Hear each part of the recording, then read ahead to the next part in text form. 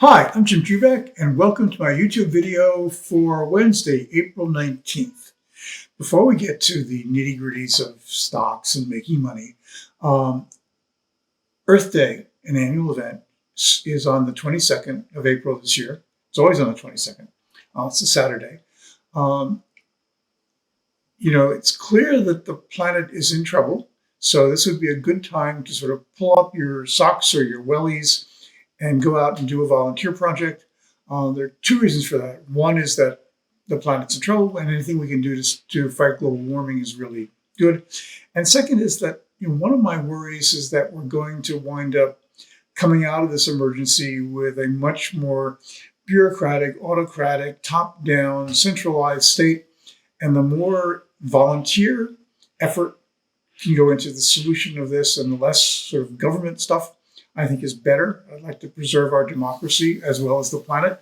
So anyway, on Monday, 17th, I went out and did my Earth Day bit with a project called the Billion Oyster Project, which is involved in trying to restore the oyster hatcheries, oyster reefs in New York Harbor, which was once the world's largest oyster habitat.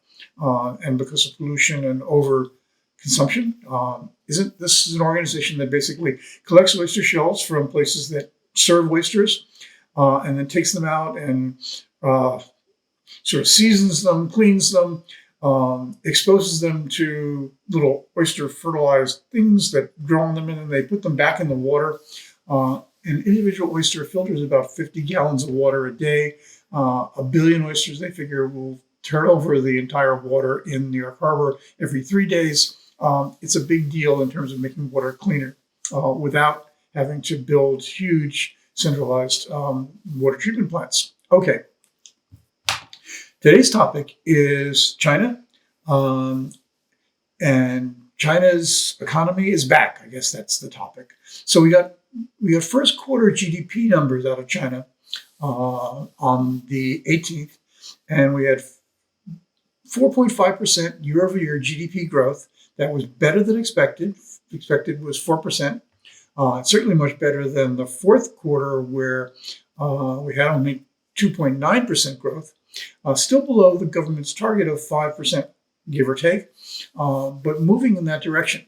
So we also saw strength from other figures. March retail sales rose 10.6% year over year. Forecast was 7.4. It's a slightly different recovery than expected. COVID has sort of threw consumer spending in China for a loop. And that's bouncing back strongest. So industrial production in March up only 3.9% year over year, and forecast from economists are for 4%.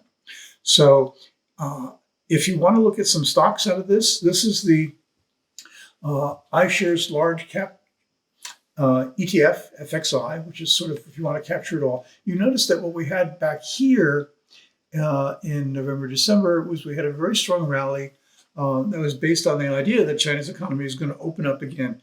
And then when it turned out that the opening was less than expected, we had a pullback. And now we've built a base here, and I think we're looking at it going up. If you want to look at individual stocks, you might take a look at Alibaba, which shows the same pattern, but more of a rebound here.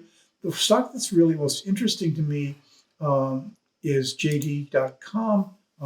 Just JD is the symbol. You notice that it hasn't yet seen much of a rebound. And the decline here was really, really, really fast. Starting to see a big one.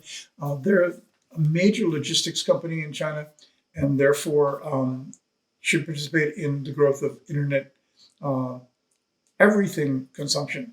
So that would probably be the stuff if you wanted to get a little riskier and get more leverage for the China recovery. That's the one I'd look at. And that's the news for Wednesday, April 19th. Go out and do something for Earth Day. If you like this video, please give it a thumbs up. Subscribe to my YouTube channel. That way you get notification when we do the next one. We're doing about 3 a week, not always on the same day. If you subscribe and it's free, you'll get notification of when the next one is coming out.